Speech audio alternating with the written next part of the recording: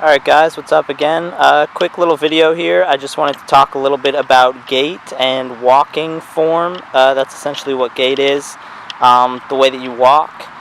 And a way that you can notice if you're walking a little funny just by taking a look at your shoes.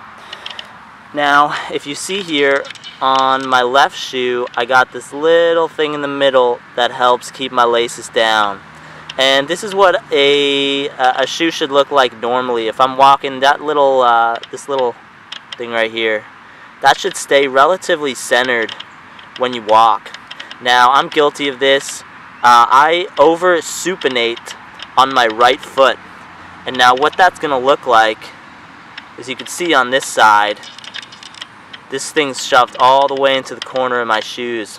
And that means what I'm doing when I walk, let me focus here, is I'm walking more on the outside of my foot.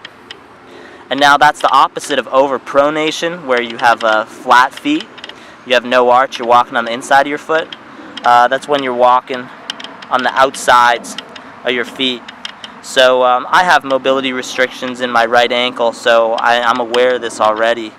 But if I go for long walks, or if I'm not paying attention, I'll start walking on the outside of my foot a little more, and it'll shove that little lace guard, let's call it, into the corner of my shoe. Over-pronation, or over-supination, sorry.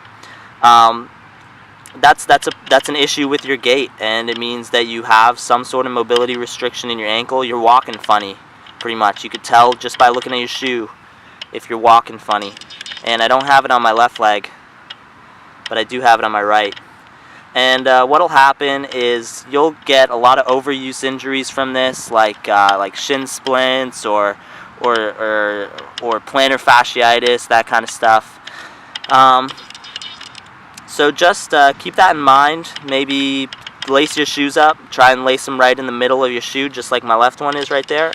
And then go for a long walk and see where they end up at the end.